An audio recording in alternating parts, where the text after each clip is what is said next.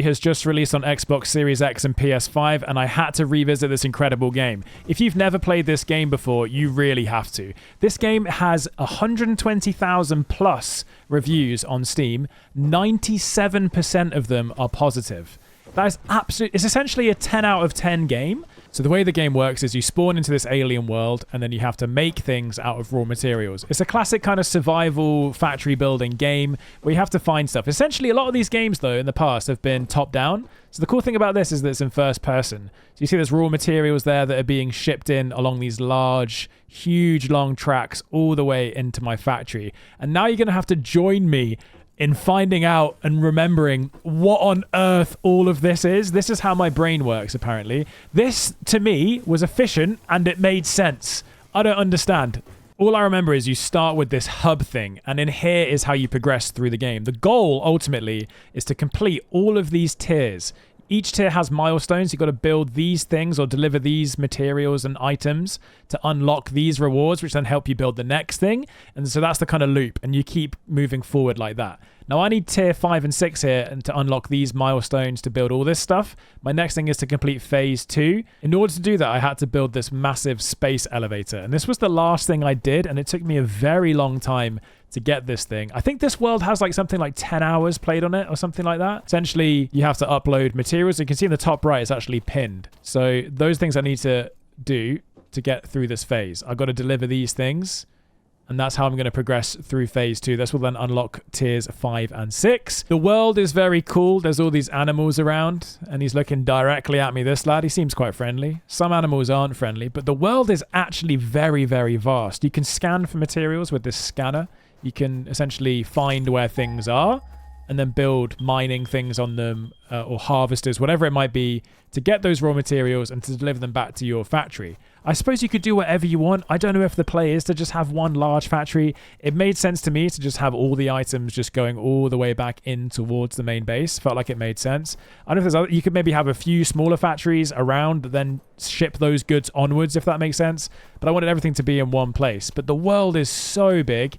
It's so vast and so beautiful. You're always finding new things as you progress through the world. As you can see, this is all that I've explored in something like 10 or 11 hours of gameplay. But look how vast it is. You can see edges of the map here.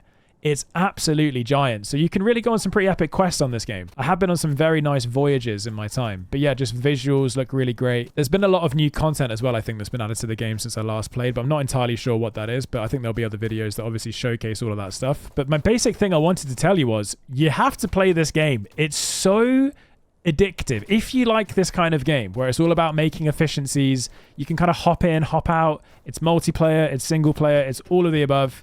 It's so much fun. Now, this is my system for getting onto my base. We're going to try and remember how things work.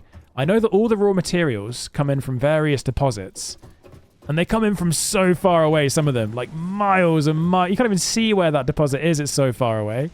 It goes like, this is, what is this? Caterium ore. Really nice. So that's going in. And then what happens is, all of that material, this is the back end, the belly of the beast.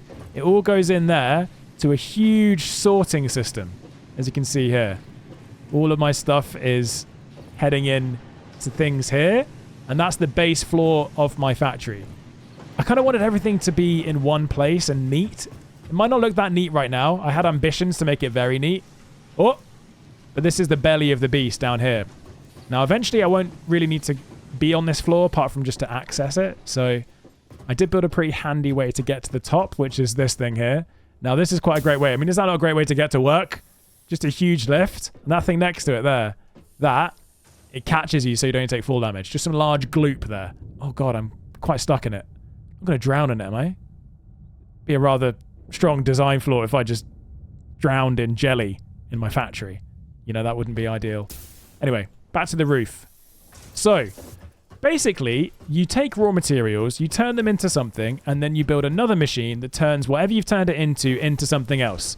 Now, if you want to, if that doesn't sound like it makes sense, and it's easy to understand, this is what I've built. This is my super efficient factory that definitely makes lots of sense. So we're going to try and unravel what this is in this video. So bear with me. This might be the ramblings of a madman, but it could be quite a fun little video, this. Just kind of absolutely just pulling my hair out trying to remember what happens. Now, you have all the raw materials going in. Everything within this factory is powered by the, here what you might call the engine room. Now, as you can see, actually, it's not looking so good right now. These are biomass burners. So these burn these things here. I haven't got many left. I've got quite a lot in there. 175 solid biofuel. So these burn biofuel, turning it into electricity. The biofuel is being made in here. So I whack in here, I whack stuff in there. That then goes into this constructor, which then turns biomass into biofuel. That's how that works. Why is it idle? There's no electricity. I can't really remember. There should be lots of biofuel soaring across. Let's see if we can make this work. Do I have any on my person? Let's have a look here. I don't. That's very interesting. How do I make biomass again? Biomass wood. So you just basically come back here on the crafting bench with leaves, wood, or whatever, and you can turn that into biomass and then into biofuel. We can do that. Why not? A little trip down memory lane here. If I remember correctly, I thought that I got a chainsaw. I do have a chainsaw. Yo! That's what I'm talking about. I don't need to use it right now. Oh, it's not even chainsawable. You? You going down? Hey! There you go. So you can cut things down. What I would say is, the more you cut things down, the more problematic it becomes, because you start getting these VT, or not VTs, but audio logs. Oh, I've run out of power in this. Oh. Well, that's not good, is it? That's not good at all. I'm building things. Oh god, I'm panicking. Well, we'll have to just go the old school way. Pick up this stuff. Obviously, before you have the chainsaw, you start by just grabbing things with your bare hands. What does that yellow light mean? Kind of worrying. Well, as you can see, the way that this works is I can turn all this stuff into biomass. Crafting away. Now, I'm making quite a lot of it here, if you look on the right. Lots of biomass. Beautiful. And now, was this turning biomass into... Yeah, this turns biomass into biofuel. Alright. So if I put that in there, as you can see, it's turning it into biofuel. But just so I can show you my system, I'm going to stop that for a moment. I was doing it in the most efficient way, so all I have to do is to just whack it in there. And as you can see, it then starts to slowly feed it constantly into that machine. And then all I had to worry about powering my entire base, because it takes this biofuel and sends it to the generators, which then powers everything. The only thing I had to do is to just make sure that in here there's some biomass, which is quite easy to do, as I say. You just have to craft that there and chuck it into there. That then gets turned into biofuel in there, and that then comes through here. These things split it off. So that takes that and sends one that way, sends it that way. And when you've got a lot of it going through, it works really nicely, and you have a lot of fuel coming out, which is really nice. So look, 2 coming through there, but then some have also gone down there. Some's coming out this side. That's going up and down into there. That's powering this, eventually this, and this. So all of these biomass reactors eventually get powered just because all I do is I just whack that in there. All you got to do, just put this stuff in here, and it powers the entire factory. Is that not kind of cool? It took me a long time to do that. It might be a bit messy, you know, but fundamentally the principles are sound, and I think it works very well. So that's how everything is powered. Now, keeping in mind that that's powering stuff really far afield, like harvesters and mining things or whatever they're called, really, really far. So these wires transport that stuff as far as possible all the way over there. I mean, that one is honestly so far. I remember this took me so long to make. It's just, I wanted things to be all coming back to main base in their raw material form so that I could maximize productivity. So anyway, that's how the thing is powered. That all then comes into here. Those raw materials, as I mentioned earlier, they're going into these, and they then get taken upstairs. The idea of this is that it works floor by floor. So the lowest floor here is to do with raw materials. That's all about making the absolute basic raw materials, bringing them in and splitting them up. That then goes up to the top, On this layer above here, this is where the first round of construction begins. Now, as you can see here, the raw materials are going into the back of these smelting devices. As you can see, it's all being lifted up here. It's coming into the factory, it's going up here, and it's going into the back of the smelter. The smelter then turns things into ingots, as you can see here. It's turning the caterium into ingots. It's turning the... What is this? What is this stuff? Oh, going to tell me. Iron? There's iron ingots there going up. More iron ingots. This looks like copper ingots. And this looks like it's just limestone going up. Nothing actually happens to the limestone because there's no processing required at this stage. So it just advances to the next floor. So it's taking the raw materials and turning them into actually sort of like materials that you can use to make other things. So if we go upstairs here, somehow, we need to go onto the next floor to see where that goes.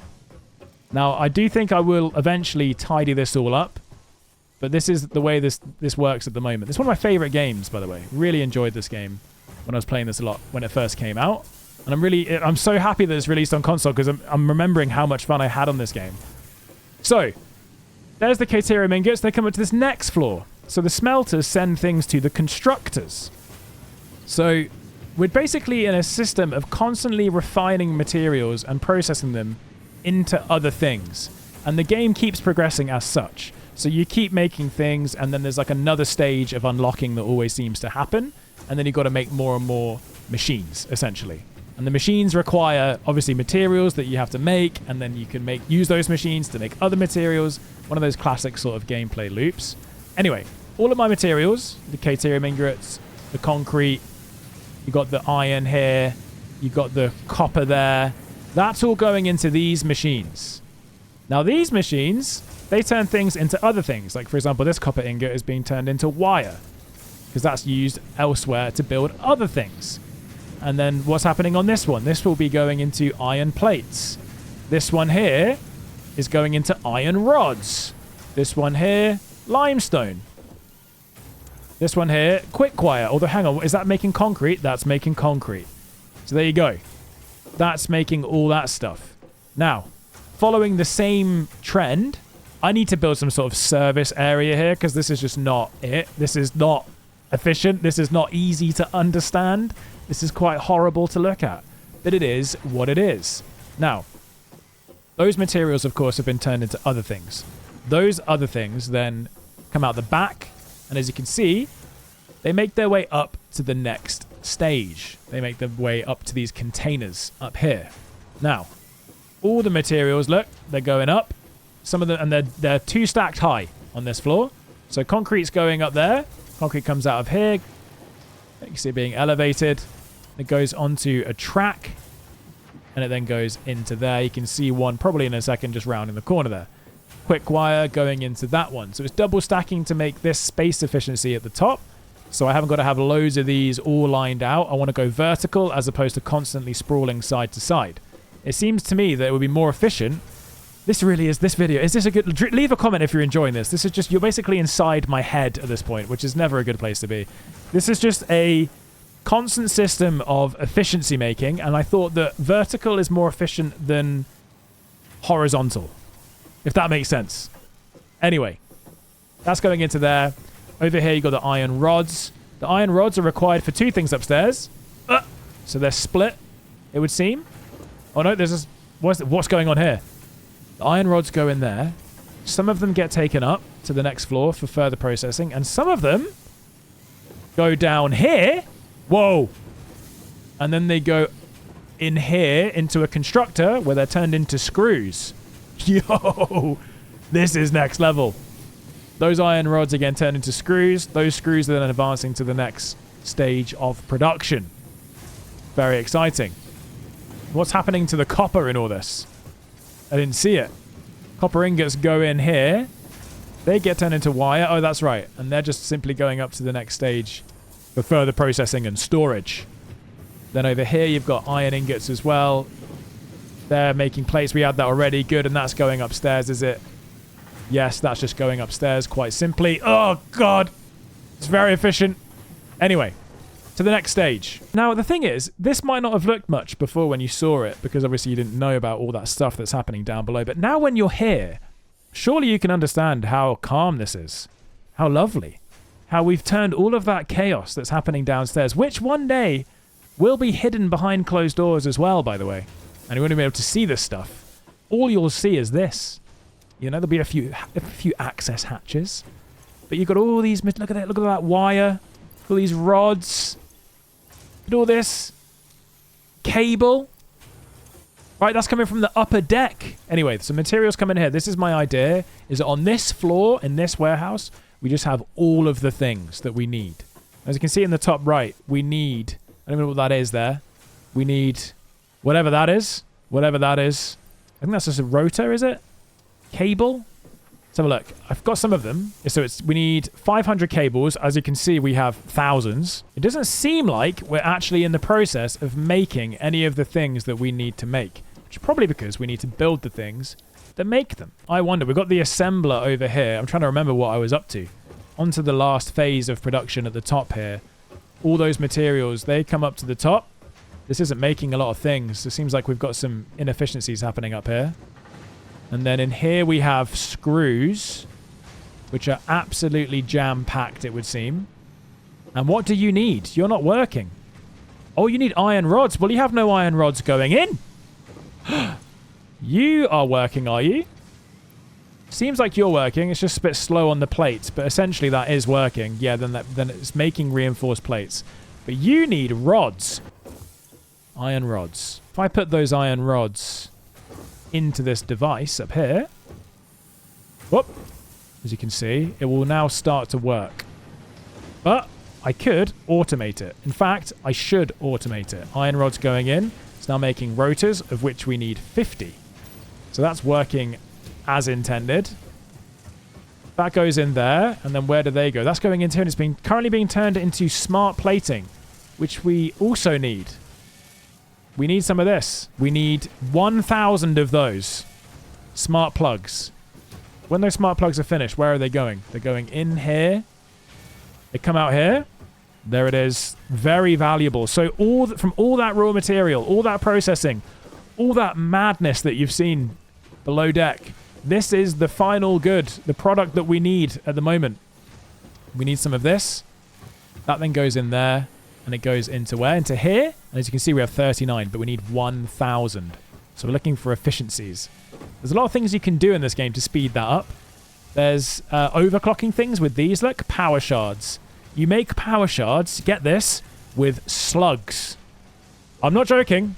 You find slugs around the map, which you can use to make these things incredibly powerful. So that's how I make my plates. But as you can see, there are 2 more things to complete phase 2 that I need to do for my objective. So I'm going to have to look in my hub here to look at where that is. Probably here. As you can see, there it is. Versatile framework. So to make versatile framework, I need this stuff here. So all those things I'm making up top, I can turn into these things. 1,000 wire, 500 concrete, and some modular frame, very excitingly. Produced in, it tells you where it's produced, assembler or crafting bench.